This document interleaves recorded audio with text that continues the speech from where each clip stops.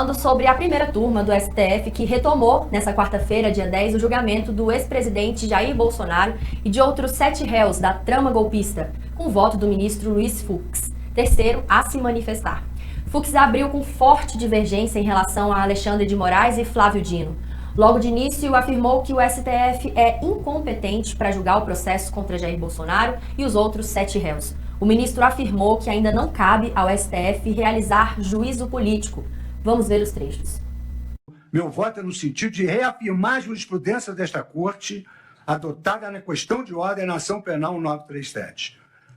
Concluo, assim, pela incompetência absoluta do Supremo Tribunal Federal para o julgamento deste processo, na medida em que os denunciados já haviam perdido os seus cargos.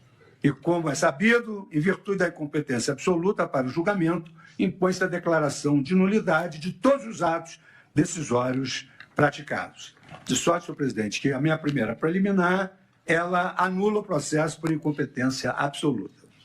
Ao contrário do Poder Legislativo e do Poder Executivo, não compete ao Supremo Tribunal Federal realizar um juízo político do que é bom ou ruim, conveniente ou inconveniente, apropriado ou inapropriado.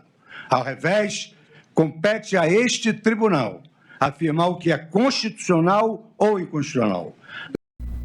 Para o ministro, o caso já deveria ter tramitado na primeira instância, já que os acusados não possuem foro privilegiado. Mesmo que permanecesse no Supremo, segundo ele, a ação deveria ser julgada pelo plenário e não pela primeira turma. Fux também acolheu o cerceamento de defesa, lembrando que as defesas tiveram de lidar com mais de 70 terabytes de dados pouco antes da instrução do processo. No mérito, o ministro afastou a acusação de organização criminosa armada e relativizou a narrativa de golpe de Estado. Para ele, os ataques de 8 de janeiro não demonstram coordenação suficiente e Fux disse que turbas desordenadas não caracterizam golpe de Estado. Apesar das divergências, o ministro validou a delação de Mauro Cid e, com base nela e em outras provas, condenou o ex-ajudante de ordens por tentativa de abolição do Estado Democrático de Direito.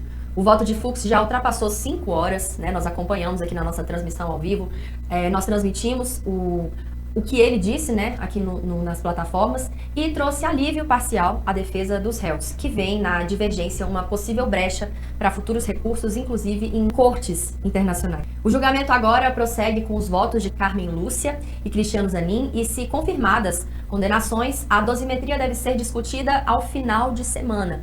As sessões seguem em regime estendido e a expectativa do colegiado é concluir o caso nessa sexta.